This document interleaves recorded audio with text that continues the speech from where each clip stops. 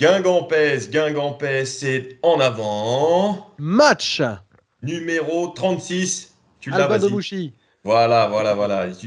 Il l'a dit juste avant l'émission, donc je te laisse la priorité. Cher Gaëtan Pinel, On dira pas plus loin. bonjour. L'homme qui nous a ramené la qualif en quart de finale. On n'a pas fait d'en avant-match depuis, on est d'accord, hein? Non, il n'y a pas eu. Non, c'est ça. C'est Non. ça. Donc, déplacement sympa pour tous les deux la semaine dernière entre à Toulouse et Ajaccio, avec cette victoire 3-0 qui conforte les Guingampais dans leur costume de prétendants à la montée. Ça, on le saura peut-être samedi avec ce match contre Metz. Au moins, et ça semble être une évidence pour les playoffs et ou les barrages depuis donc cette victoire et cette belle série hein, des Guingampais qui se poursuit. Finalement, la défaite face au PFC n'a été visiblement qu'un épiphénomène, espérons-le. Guingamp qui s'est donc imposé à Ajaccio 3-0 avec 2 buts de cet homme.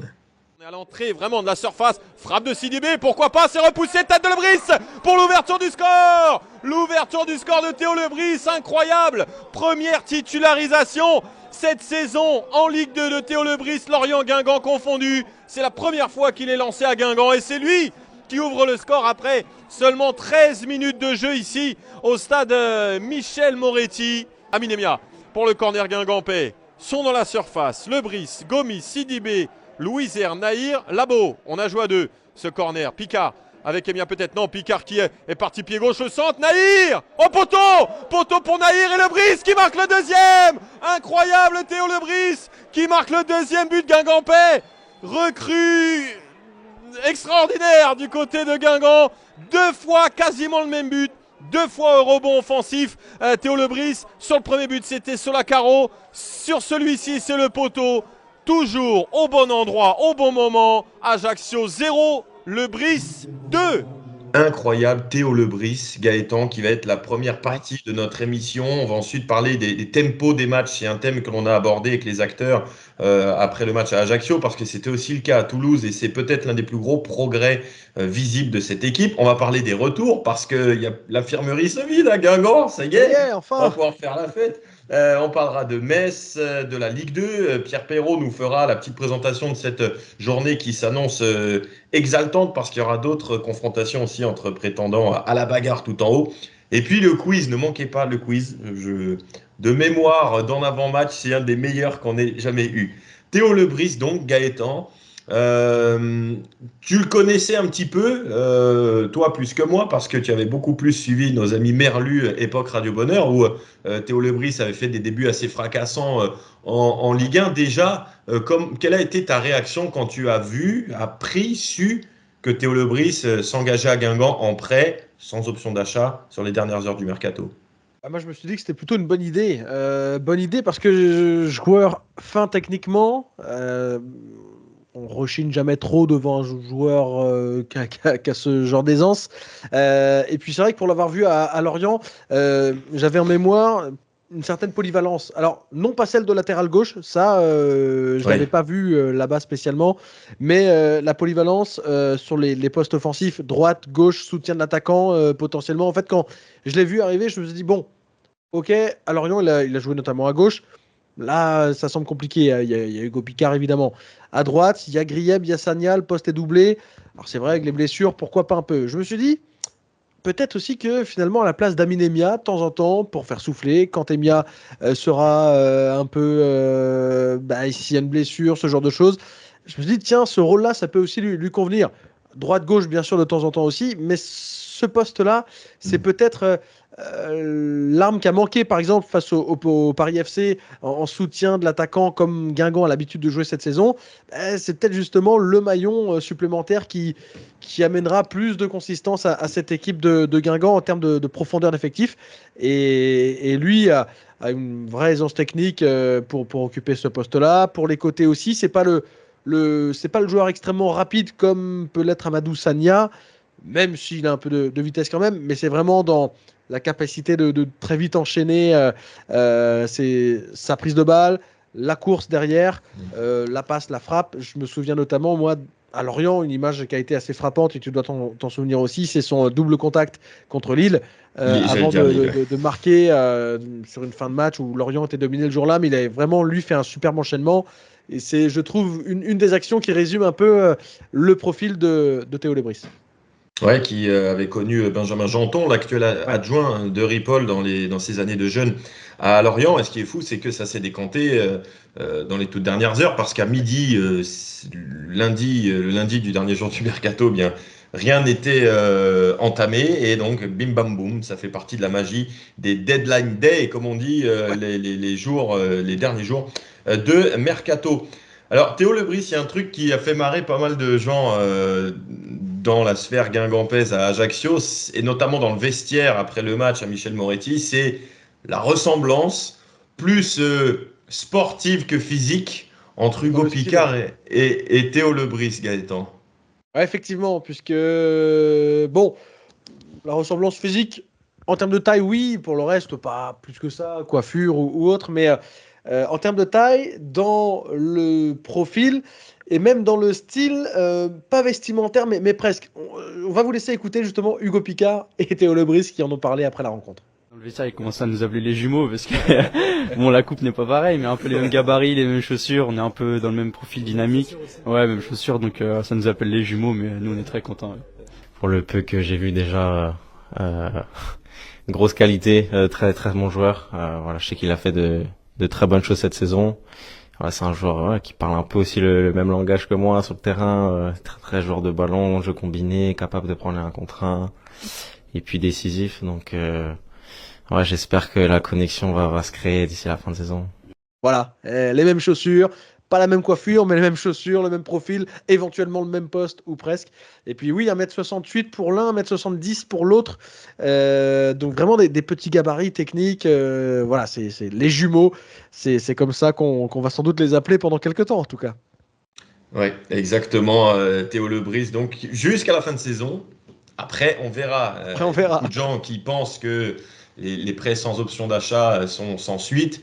Jurisprudence Lionel Matisse, j'en parlais dans le débrief. Il faut se rappeler que Matisse est prêté sans option d'achat sur sa première année et il revient 15 jours après son départ.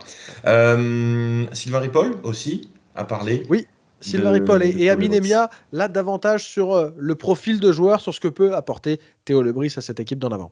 Moi, je suis pas surpris de ce que je vois là, de Théo, de sa rentrée à Toulouse, de son match de ce soir. Ça correspond aux qualités qu'on savait et qu'on connaissait de Théo. Je me dis, on prendra personne, sauf si c'est un joueur qui doit nous apporter un plus. Et je pense que Théo est un joueur qui nous apporte un plus. C'est une gentille personne et un bon joueur. Donc il arrive dans un groupe qui est cool. Donc il s'est vite acclimaté, je trouve. Et puis c'est quelqu'un qui va nous apporter. J'ai pas de doute sur ça.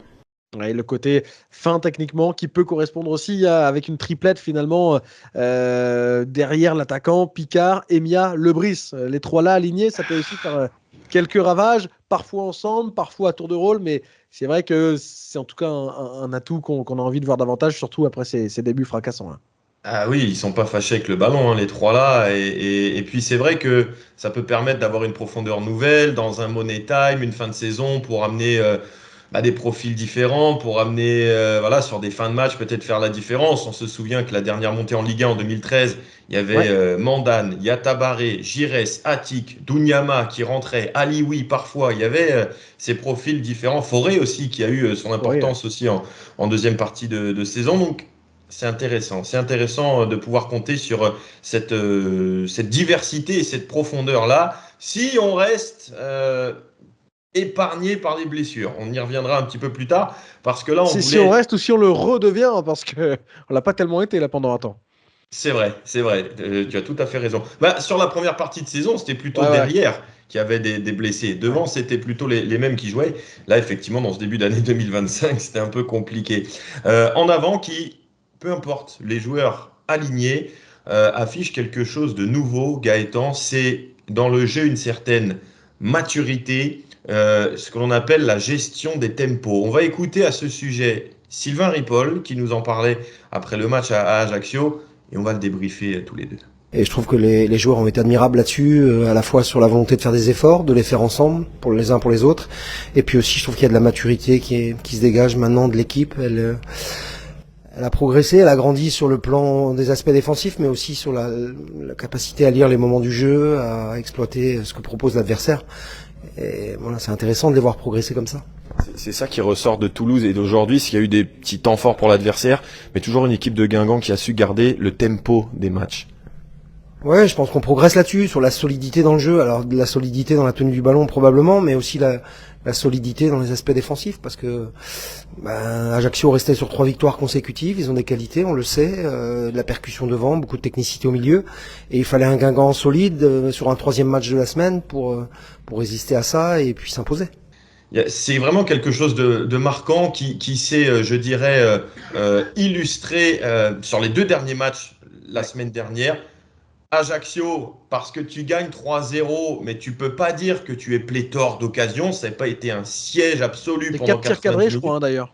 C'est ça, mais tu as eu des temps très forts, notamment avant le 2e but, où c'est un siège pendant 3-4 minutes autour de la surface de la CA. Et puis surtout à Toulouse, où tu joues chez une Ligue 1, où tu es privé de pas mal de joueurs, et tu as dicté le rythme du match. Bah c'est ça. Il y a eu, je trouve, 10 minutes où Toulouse a essayé vraiment de mettre la pression à Guingamp en étant à domicile, porté par son public, de vouloir un peu mettre le petit, entre guillemets, le club de Ligue 2, la tête sous l'eau. Sauf que, ok, Guingamp a reculé très vite comme ça, mais très vite aussi, au bout de 10 minutes, voilà, Guingamp est un peu sorti de sa carapace, a pris le contrôle des opérations, en tout cas arrêté de subir dans un premier temps avant de davantage prendre le contrôle des opérations.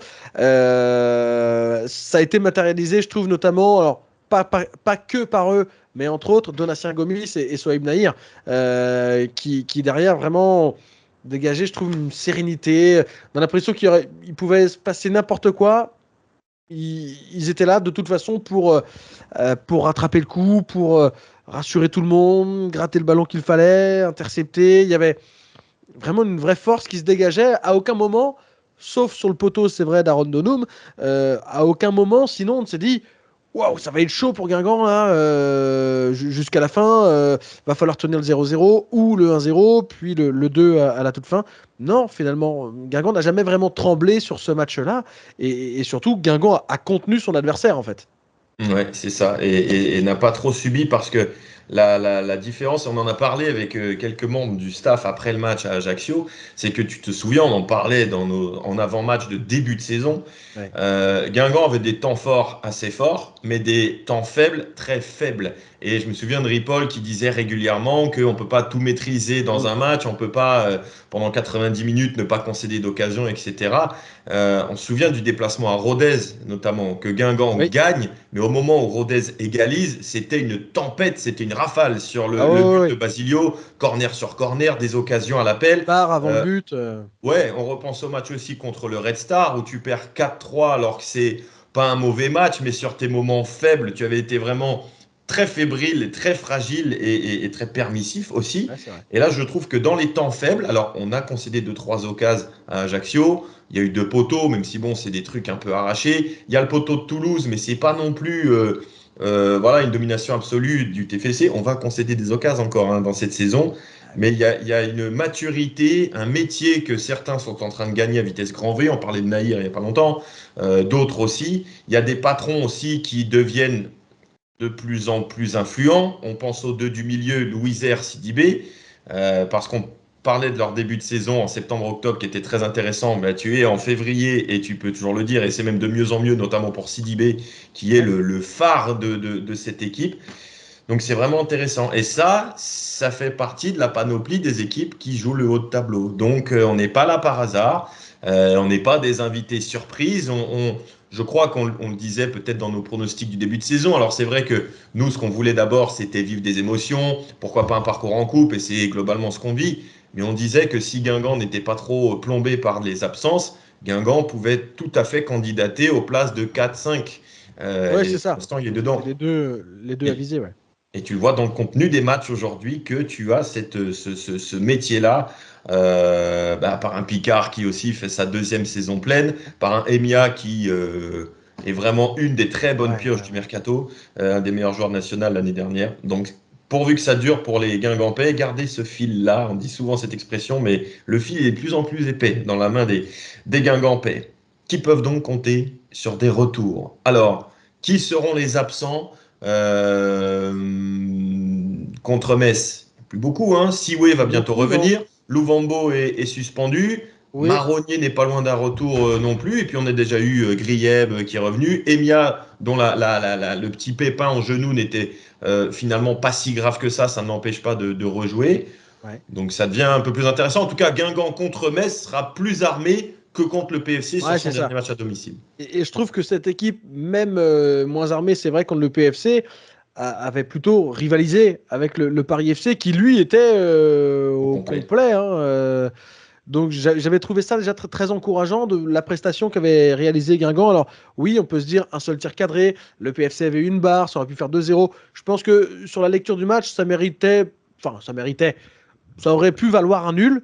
Euh, donc avec toutes ces absences-là, se ressortir du match en se disant ça, on se dit bon, c'est plutôt pas mal. Et Guingamp a prouvé derrière, face à Toulouse et Ajaccio, que voilà, même avec les absences, ça pouvait aussi marcher. Je me souviens que tu disais quelques semaines avant, enfin quand on a connu le tirage face à Toulouse, que ton regret c'était que Guingamp aille là-bas sans se mesurer, sans les Siwe, sans Sagna, sans d'autres encore. Et ben finalement, on a quand même eu une sacrée belle réponse. Donc Ouais, je trouve ouais, que ouais. ces périodes-là, avec ces absences-là, parce que ce sont des absences quand même chez beaucoup de titulaires, ben, ça s'est quand même vraiment bien passé. Je trouve ça vraiment encourageant. Donc maintenant d'avoir les retours en plus, bah, ça va apporter plus de concurrence, plus de choix, plus de possibilités dans les rotations aussi, hein, au cours des matchs. Donc maintenant, voilà, à voir ce que ça donnera contre le Paris FC. Mais forcément, ça donne envie de voir ce que Guingamp peut faire avec tout le monde, là, après ce qu'on a vu jusqu'à présent sur les 3 derniers matchs, notamment. Deuxième meilleure attaque contre meilleure Ouais. défense du championnat samedi à Rodourou. Mais c'est vrai que, en fait, les deux matchs où vraiment il fallait laisser passer la tempête, c'est les deux matchs notamment où Emia n'était pas là. C'était Caen, où tu gagnes 1-0, c'est vrai, où Caen fait pas un mauvais match, etc. Où t'as un peu de réussite, mais en même temps, vu tous les absents, bah voilà, c'est toi de ton côté. Et puis le Ouais, c'est ça. PFC. Parce qu'après Toulouse, finalement, Emia est revenu beaucoup plus vite que prévu. Il est entré à la fin. Tu as eu Le Brice aussi qu'on n'attendait pas du tout et qui était entré aussi en fin de match, plus Haïlé. Ouais, Non, en fait, que tu aies un absent par-ci, par-là, c'est normal, c'est l'histoire d'une saison, mais vraiment le problème des matchs contre, bon, Rodez, il te manquait déjà Siwe, mais tu as eu les buts de Labo et Emia, mais Siwe, Grieb, Sagna, Emia en même temps, là, évidemment, il te manquait pas mal de matériel, si je puis exactement. dire. Guingamp-Metz, demain, samedi 15 février. C'est toujours des matchs spéciaux contre Metz parce qu'à chaque fois qu'on les joue en Ligue 1, on se dit que c'est un duel important pour le maintien. Quand on Ouais, les joue en Ligue 2, on se dit attention, on joue un des favoris. Alors cette année, on est dans la course avec eux. On n'est ouais, pas loin et la c'est la différence perspective avec, est, euh, la avec les perspective est dernières belle en fois, cas de c'est vrai. victoire. Équipe de Metz qui tourne bien, hein. Alors qui est invaincue à domicile. Ça veut dire que c'est un peu plus à l'extérieur qu'ils perdent des points. Mais c'est 11 matchs d'affilée sans défaite en championnat pour le FC Metz. Il y avait eu une élimination en coupe à 3-0. Là, c'est 11 matchs sans défaite en Ligue 2 avec voilà, un petit peu toutes sortes d'adversaires rencontrés aussi. Il y a eu une victoire contre le Paris FC, il y a eu un nul à Lorient. Lorient qui a gagné tous ses matchs à domicile, sauf contre Metz avec un 0-0. Il y a eu, alors, parfois plus étonnamment, une équipe qui s'est fait un peu accrocher à la maison comme contre Pau, même si voilà, c'est ce genre de match qui peut arriver aussi, hein, mais qui a eu plus de mal à battre Dunkerque à la maison, mais qui avait réussi à forcer la décision dans les toutes dernières minutes. Bon, c'est une équipe qui a des armes, notamment offensives, avec Cheikh Sabali, qui pendant un moment n'a plus marqué et qui là, ça y est, a retrouvé le chemin des filets. 10 buts cette saison pour le Messin. Il y a aussi ces derniers temps Pape Amadou Diallo qui commence à marquer de plus en plus. Une équipe qui a changé de gardien aussi en cours de saison, puisque c'était Alexandre Oukidja depuis très longtemps, hein, depuis plusieurs années à Metz, et c'est maintenant Arnaud Baudard qui est arrivé du Standard de Liège. Ça, c'est un changement aussi quand même majeur. Et puis, voilà, toujours des joueurs techniquement aguerris aussi, comme Jesse Deminguet ou Gauthier Hein, de l'expérience avec Hein, bien sûr, avec Sabali, avec Stambouli aussi, l'ancien parisien, qui est dans cette équipe, Mathieu Hudol, et des joueurs un peu plus jeunes. Et puis, surtout, c'est la patte aussi d'un entraîneur qu'on connaît bien, Stéphane Le Mignan, qui a toujours cette envie de déployer un jeu avec une certaine philosophie, hein, inspiré un peu de Christian Gourcuff, etc. Alors avec des variantes, évidemment, mais voilà, une équipe qui peut tourner avec un 4-4-2 notamment, et qui peut être dangereuse à domicile, à l'extérieur aussi, parce que si on prend d'ailleurs le classement à l'extérieur, je le reprends à l'instant, 13 points à l'extérieur, c'est moyen. En 10 matchs, c'est pas énorme. Guingamp, par exemple, c'est 18, c'est quand même 5 de plus. Mais à l'extérieur, ce qu'il faut regarder, c'est que Metz, c'est 9 buts marqués en 10 matchs, mais seulement 9 encaissés aussi. C'est-à-dire que c'est quand même une équipe difficile à manœuvrer en déplacement. Ouais, mais bon, avec la forme actuelle, le retour, les renforts, le renfort de Lebris, Guingamp peut y et croire. avec un Roudourou qui va, ça y est, franchir la barre des 10 000 spectateurs samedi, eh bien, il y a un grand frisson qui s'annonce encore pour les Guingampais dans ces 3 derniers mois et demi peut-être de la saison, qui s'annonce quand même assez à frisson. Donc voilà, et ça peut être une soirée mémorable samedi. Donc pour les derniers retardataires ou les derniers hésitants, voilà. Alors je sais pas, trouvez-vous une place en tribune derrière les buts, les places les moins chères, je sais pas, trouver quelque chose, ou demander à votre grand-mère un petit peu d'étrenne de Noël. Tiens, t'as oublié le 25 décembre, et tac, voilà. Allez-y, parce que voilà, c'est aussi l'équipe et le staff rêvent d'une chose, c'est un match où vraiment il y a cette connexion totale avec le public. Alors, il y a déjà eu des très belles victoires, des très belles communions, notamment avec le Cop Rouge,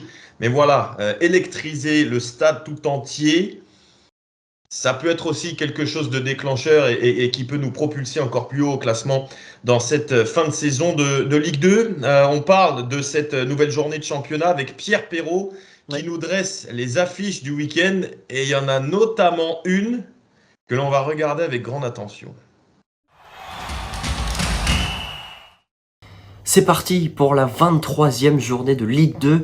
On découvre ensemble le programme de ce week-end. Et ça commence dès ce soir avec 6 matchs au programme. Ajaccio, Laval, Amiens face à Grenoble. 3 défient le leader, Lorient. Clermont reçoit Bastia. Pau face à Rodez. Et enfin, le Red Star affronte Martigues. Ça se poursuit évidemment samedi avec à 14h le big match entre Dunkerque et Paris. Le choc tant attendu entre Guingamp et Metz à 20h. Et lundi, le match de clôture entre Annecy et le Stade Malherbe-Caen. Coup d'œil sur le big match du week-end entre Dunkerque et le Paris FC. Les Parisiens qui restent sur 3 victoires consécutives et qui peuvent revenir à hauteur de Lorient en cas de succès et en fonction des autres résultats du week-end.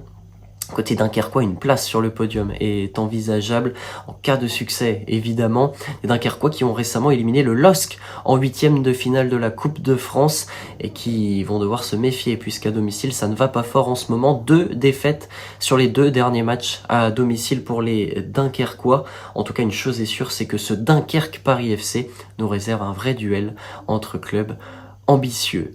Et pour terminer, on va prendre de la hauteur et regarder classement avant cette 23e journée avec, vous le voyez, quelques écarts qui se creusent avec ce top 5, top 6 notamment qui se dégage. 4 points séparent Guingamp 5e et Laval 7e. On remarque que c'est assez serré dans le ventre mou. Et tout en bas, on retrouve Martigues et Caen en difficulté. Les Normands qui comptent 8 points de retard sur le barragiste qui est le Red Star. Voilà donc pour la présentation de cette 23e journée de Ligue 2 qui démarre dès ce soir. Merci Pierre Junior, Pierre Perrault, encore une fois de nous accompagner sur cet en avant match. C'est vrai que le Dunkerque PFC celui-là, il vaudra aussi cher que le Guingamp PFC. Le Guingamp-Metz. Guingamp-Metz. Pardon. Ouais, bah oui. Et encore une fois, c'est arrivé il n'y a pas longtemps qu'il y avait des concurrents, enfin 4 des 7 premiers qui s'affrontaient. Encore une fois, c'est un virage là aussi important à négocier ça parce que sur ces confrontations directes là, c'est dans ces moments-là que les écarts se font ou se resserrent. Là, pour le coup, c'est relativement serré dans ce haut de tableau. À Guingamp de réussir ça, parce que s'il y a victoire contre Metz, ça voudra dire qu'il y aura obligatoirement des points de prix sur Dunkerque et ou le Paris FC. Voilà, après, ce ne sera pas une fin en soi, qu'il y ait victoire ou défaite ou nul. Mais ouais, forcément que ce match-là va être à scruter aussi.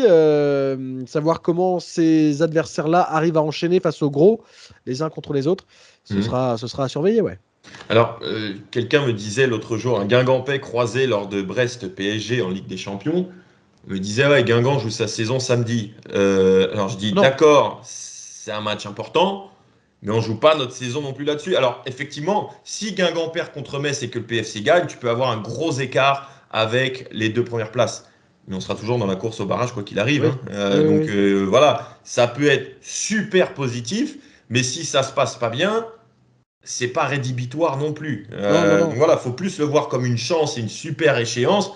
La vie continuera après pour les Guingampais. C'est bien, Dunkerque PFC, il n'y aura qu'un match nul et finalement, ce sera quasi statu quo. Si c'est le cas, bon, ça ne bougera pas beaucoup. On en parlera dans le débrief, mais c'est vrai que, et je crois qu'on en parlait la semaine dernière après Ajaccio, tu as 3 clubs qui ont un peu la pression pour pouvoir remonter. Économiquement, sportivement, c'est Lorient, c'est le Paris FC, c'est Metz. Et derrière, tu as les Dunkerque, Guingamp, Annecy, qui depuis le début de la saison sont là, entre 4 et 7, 8. Et qui, pour ces équipes, c'est, je ne veux pas dire que du bonus, parce qu'évidemment, quand tu es Guingamp, tu as ton vécu européen en Ligue 1, etc., tu as envie de revivre ces moments-là. Mais économiquement, tu n'es pas guidé par... c'est pas comme quand on était en National et qu'il fallait, de manière vitale, remonter en Ligue 2. Là, voilà, il faut pousser derrière cette jeune équipe, derrière ce nouveau staff, pour que le bonheur arrive encore une fois. Si ça se passe mal, on y pensera plus tard. Il faut que ça se passe bien. encore 11 matchs, je crois, si ça se passe mal. Voilà, plus la Coupe de France. Plus la Coupe de France. Alors d'ailleurs, j'ai fait un sondage auprès des Brestois, notamment dans leur club, ce qu'on leur disait un peu après le Brest-PSG. Bon, on se revoit en demi très vite ici. Non, eux, ils veulent en finale. Ils sont plus à vouloir un Guingamp-Brest en finale. Donc écoutez, on verra si on faudra que quelqu'un élimine le PSG, quoi. Ouais, qui se débrouille. On verra. Ce sera peut-être Saint-Brieuc avec Christophe Carbrat, au Roazhon Park. Passons au quiz. Mais juste avant le quiz, je vais rectifier quelque chose. Parce que j'ai dit à Jean-Marc ou Émeric, le vainqueur du quiz qui va arriver, que j'ai dit rendez-vous la semaine prochaine.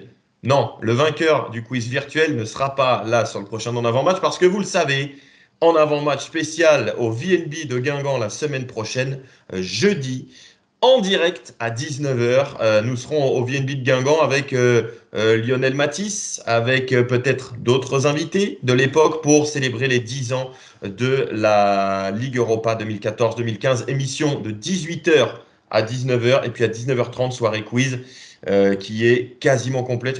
Il ne reste plus de la place que pour une seule équipe. Voilà. Donc dépêchez-vous. Et puis surtout, vous l'avez vu aussi, mercredi 19 février, là, il n'y a pas besoin de connaissances, il n'y a pas besoin de quiz parce qu'on sait que certains ont un peu peur de ça et ne viennent pas à nos quiz. Mercredi 19, 10 ans jour pour jour après Guingamp-Kiev, c'est Expo et c'est gratuit. Donc, aucune excuse là non plus, les amis.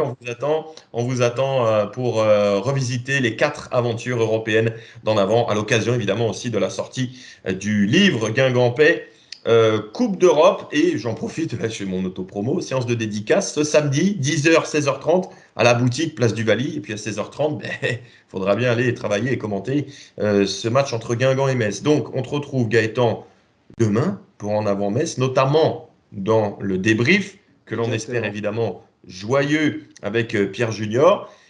Et donc maintenant, c'est le quiz. On vous a prévenu, c'est un des meilleurs depuis le début de cette saison du quiz des supporters. Émeric, qui vient d'éliminer, rappelons-le, Steven, qui était notre champion absolu pour des victoires. Émeric est confronté aujourd'hui à Jean-Marc. Gaëtan, à demain. À demain.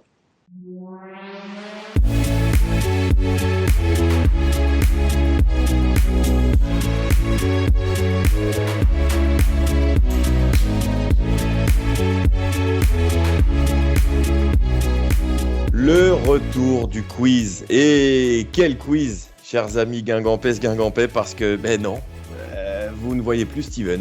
Pourquoi Steven n'est plus là? Eh bien parce que Emeric l'a détrôné. Après 184 victoires, Steven a enfin été battu. Et assez largement, Emeric, comment ça va? Salut, ça va et vous deux?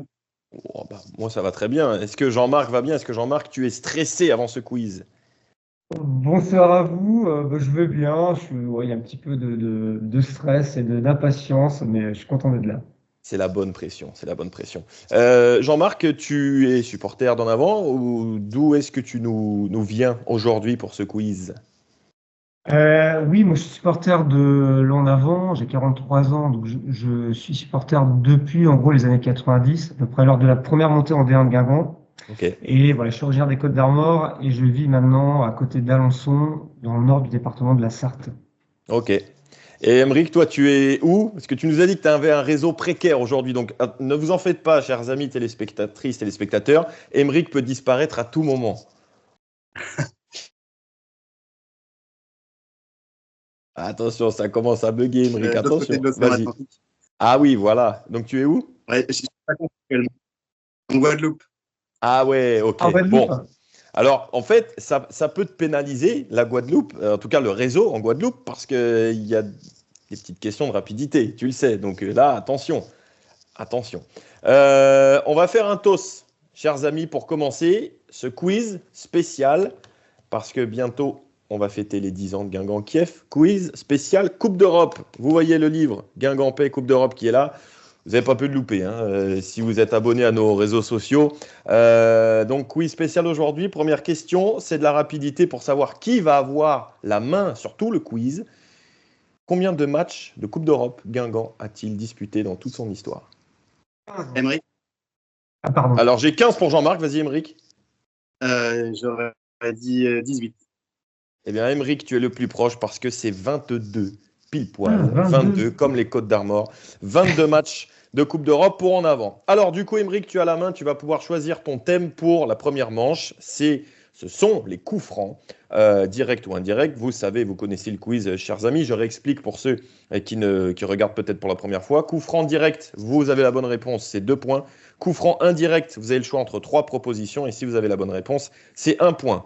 Les 2 thèmes du jour, la Coupe d'Europe 96 ou la Ligue Europa 2014. Qu'est-ce que tu choisis, Emeric? Est-ce que tu choisis presque la facilité en choisissant la plus récente? Ou alors, tu te souviens que Jean-Marc a dit qu'il suit En Avant depuis 95? Ouais, mais 96, c'est l'année de ma naissance et j'ai pas encore eu le livre Guingampais Coupe d'Europe, donc je vais choisir 2014-2015. Très bien, très bien. Donc, Jean-Marc, tu auras tout à l'heure l'épopée 96 de l'équipe de Smeriki. Emeric, première question. Coup franc direct ou indirect? Dans cette épopée Ligue Europa 2014-2015, quel Guingampais marque le premier but à l'extérieur? Coup franc direct ou indirect? Je vais tenter un direct. Pour 2 points. Et je vais dire Claudio Bovu. C'est bon. Bonne réponse d'Emeric, effectivement, parce que le premier buteur, c'est Sylvain Marveau, avec son doublé express contre le PAOK, mais Guingamp ne marque pas sur ses 2 premiers matchs à l'extérieur. Défaite à la Fiorentina, nul à Minsk 0-0, et donc le premier but à l'extérieur, c'était la fameuse tête de Bovu au PAOK. Emeric, deuxième question. Cite-moi un des 2 autres clubs français qui étaient engagés en 2014-2015 en phase de groupe comme Guingamp. Direct. Pour 2 points. Saint-Étienne. C'est bon.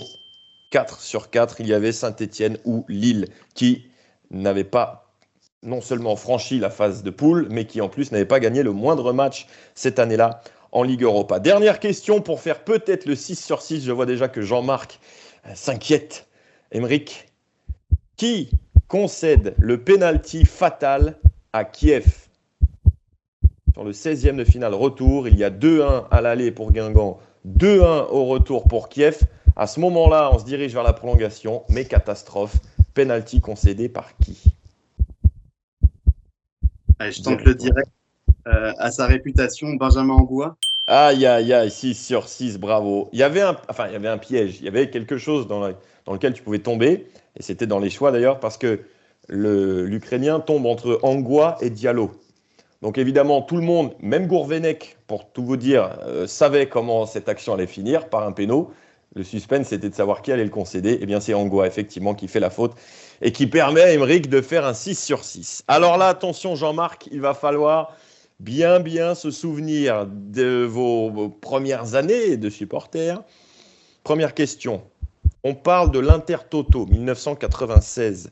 Qui est le premier adversaire européen à Roudourou lors de cette Coupe Intertoto 96? Coup franc direct pour que tu marques 2 points ou indirect, je te donne 3 propositions. Et si c'est bon, tu as 1 point. Direct. Direct? Indirect. Indirect. Bucarest, Yaro ou Zemun? Pour 1 point. Je vais dire la deuxième proposition. Yaro? Ouais. C'est pas bon. Yaro, c'est le premier adversaire européen tout court de Guingamp, mais le match avait eu lieu en Finlande. C'était la première journée de la Coupe Intertoto. La deuxième journée avait été jouée à domicile contre le Dynamo Bucarest. Victoire 2-1 ce jour-là des Guingampais, but de Carnot et de Marek Josiak. Deuxième question, pas de panique. En demi-finale et en finale de la Coupe Intertoto, Guingamp affronte 2 clubs du même pays. Mais lequel? Direct, la Russie. Bonne réponse, 2 points pour Jean-Marc. Est-ce que tu te souviens des 2 clubs? Il y a Volgograd en finale, c'est ça? Ouais, le Rotor Volgograd. Par contre, l'autre, je ne me souviens pas. En demi, c'était le Kamaz Chelny, un club qui, je crois, n'existe plus maintenant. Mais voilà, 2 points, 6-2 donc pour Aymeric. L'opportunité peut-être de revenir à 6-4 sur cette dernière question. Là, on bascule sur la Coupe de l'UEFA, puisque Guingamp gagne l'Intertoto et se qualifie pour les 32e de finale de Coupe de l'UEFA. Bon, malheureusement, l'issue, on la connaît. Guingamp, Inter Milan. Défaite 3-0, notamment en match aller à Roudourou. Qui marque sur penalty pour l'Inter à Roudourou? Direct ou indirect? Alors, coup franc, direct ou indirect? Là, c'était un penalty, évidemment. Les jetons direct. Je crois qu'il devait y jouer à l'époque. Djorkaeff. C'est bon, bravo Jean-Marc. 6-4, effectivement. Penalty, je crois, obtenu par Zamorano. Le Chilien est transformé par Djorkaeff, une faute d'Angelo Hugues. 6-4, c'est pas mal. C'est pas mal pour ce début de quiz. Deuxième manche, les amis, les CV. Je vais vous dresser le parcours de 3 joueurs qui ont un lien avec la Coupe d'Europe et je vais même vous donner un indice supplémentaire qui va encore plus écrémer la sélection. Ces 3 joueurs-là ont marqué pour Guingamp en Coupe d'Europe. Donc là, ça donne le choix. Je vais regarder Guingamp et Coupe d'Europe parce que je l'ai mis dans le livre, mais je ne veux pas vous dire de bêtises. 1, 2, 3, 4, 5, 6, 7, 8, 9, 10, 11, 12, 13, 14, 15, 16. 16 joueurs guingampais ont marqué en Coupe d'Europe. Voici le premier. Donc le CV, je vous dresse son parcours. Dès que vous pensez avoir la bonne réponse, vous dites votre prénom, très fort, très fort Aymeric depuis la Guadeloupe. Je m'arrête. Si vous avez la bonne réponse, c'est 1 point. Si c'est pas bon, vous êtes éliminé et la main est à votre adversaire. Premier joueur pour vous. Lorient, Guingamp, Lorient, Nantes, Rennes, Guingamp, Vannes.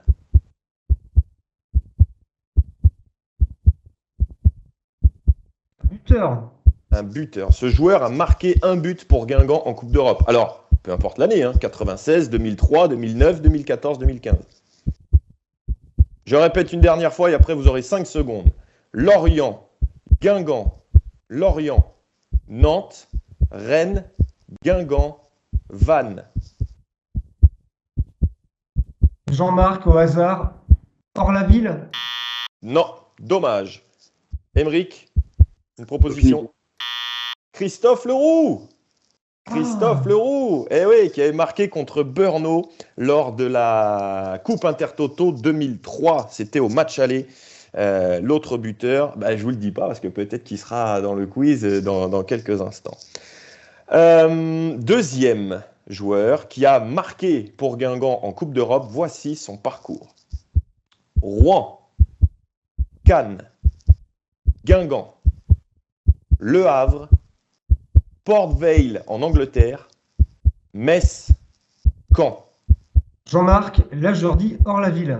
Et je dis oui, bravo Jean-Marc, 6-5, Christophe Orlaville, effectivement, fils de Daniel Orlaville, qui a joué une seule saison à Guingamp, 96-97, mais qui avait été un acteur important de la Coupe Intertoto. Il avait marqué 3 buts dans cette épopée victorieuse en 96. 6-5, c'est chaud.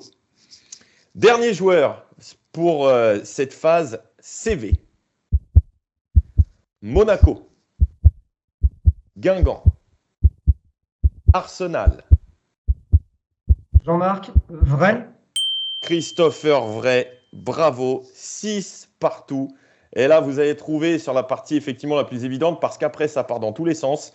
Monaco, Guingamp, c'était un prêt depuis Monaco. Ensuite, il était parti à Arsenal, puis à Birmingham, puis en Arabie Saoudite à Al Hilal, puis aux Pays-Bas, Den Bosch, Écosse, Saint-Mirren, Bournemouth en Angleterre, Stortford en Angleterre, en Iran à Persepolis, Buckingham en Angleterre. Il a terminé sa carrière, alors je crois que ce drapeau c'est l'Indonésie, à Manokwari. Donc voilà, fallait trouver sur les 3 premiers, c'était votre chance, bravo Jean-Marc.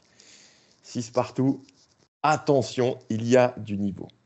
Dernière phase les amis, c'est un c'est bon, c'est pas bon. Aymeric, peut-être que tu le connais, tu l'as fait sur le dernier quiz? Il y a eu ça, hein? Non, je l'ai fait à la mandoline sur le quiz. Ah voilà, la mandoline, parce que rappelons-le, Aymeric, je crois que tu as gagné le tout premier quiz de l'histoire de nos quiz avec l'équipe Calonne. Et vous avez marqué l'histoire. À jamais les premiers finalement. À jamais les premiers dans cette épopée. Donc c'est dire la qualité du quiz aujourd'hui. Jean-Marc s'accroche, Jean-Marc est revenu à 6 partout. Et là, la dernière manche. J'ouvre le livre Guingampais Coupe d'Europe parce que pour ceux qui l'ont déjà acheté et feuilleté, vous savez que pour chaque match, il y a une feuille de match, une composition d'équipe avec tous les acteurs positionnés ici, les buteurs, etc. Bon, j'ai peut-être pas choisi le bon exemple avec le Guingamp-Hambourg 1-5. Là, je vais choisir un match beaucoup plus facile, les amis, en tout cas beaucoup plus, je dirais, mémorable dans nos souvenirs, puisque donc on va bientôt fêter les 10 ans du Guingamp-Kiev à Roudourou. Et le c'est bon, c'est pas bon, les amis, va consister à me donner tous les joueurs ayant participé à ce Guingamp-Kiev du 19 février 2015. Chacun votre tour, vous allez me donner un nom. Si vous avez un stylo à côté de vous, ça peut vous aider parce que vous avez le joueur, c'est bon, vous continuez. Si c'est pas bon ou déjà donné, c'est éliminatoire. Est-ce que tout est clair pour vous, les amis? Le match retour est nullement du coup, c'est ça? Pas le match retour, le match aller à Guingamp. Le match aller Guingamp. Ah oui, le match aller à Guingamp, d'accord. Victoire 2-1 d'en avant le 19 février 2015. Alors, moi, je prends mon crayon. Joueurs de Guingamp et de Kiev, des deux équipes. Et entrants inclus. Si vous me donnez les entrants, c'est bon. Il y a eu les 3 changements des deux côtés, d'ailleurs. Aymeric, tu as gagné le toss. Donc, tu as la main. C'est parti. Yarmolenko. Yarmolenko, c'est bon. Jean-Marc. Diallo. Diallo, entrée en cours de jeu, c'est bon. Beauvu. Beauvu, c'est bon. Mandane. Mandane, c'est bon. Le seul. Le seul, c'est bon. Giresse. Giresse, c'est bon. J'aime bien mettre le petit suspense. Kerbrat. Kerbrat, c'est bon. Il y a Matisse. Matisse, c'est bon. Belanda. Belanda, qui n'a joué que 3 minutes, c'est bon.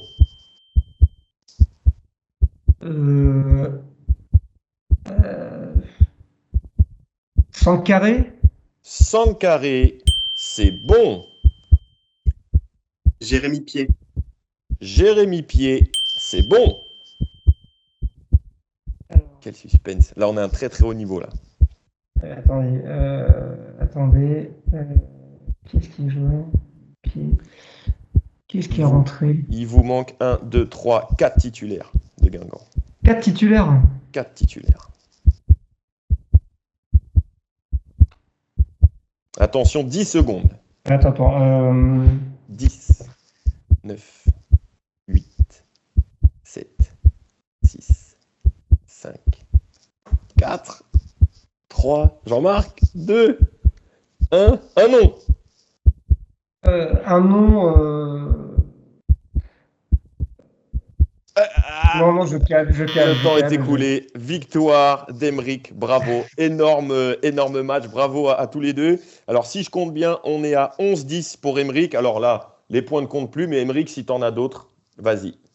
Jacobsen, Oui. Lens, Sidorchuk, Oui. Lévesque. Oui. Oui, l'évêque, voilà, je cherchais le. Il y en a un évident qui vous manque. Sorbon ou Angoua. C'est Sorbon. Ouais. Parce que normalement, quand on dit Carbrat, on dit Sorbon à suivre. Sorbon, il vous manque un titulaire de Guingamp. C'était pas franchement le plus évident. Du coup, c'était l'ailier droit. C'était qui jouait à milieu droit Eh ben, c'est celui-là. Sambou Yatabaré, ouais. Qui, figurez-vous, est l'un des 3 joueurs. Ça, je l'ai découvert en écrivant le livre, comme quoi.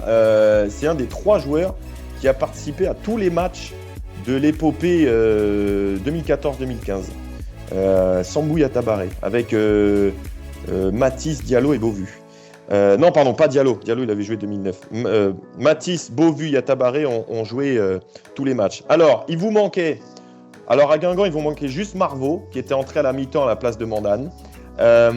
Pour Kiev, Shovkovski, le gardien. En défense, Vida, Danilo, Dragovic, Antunes.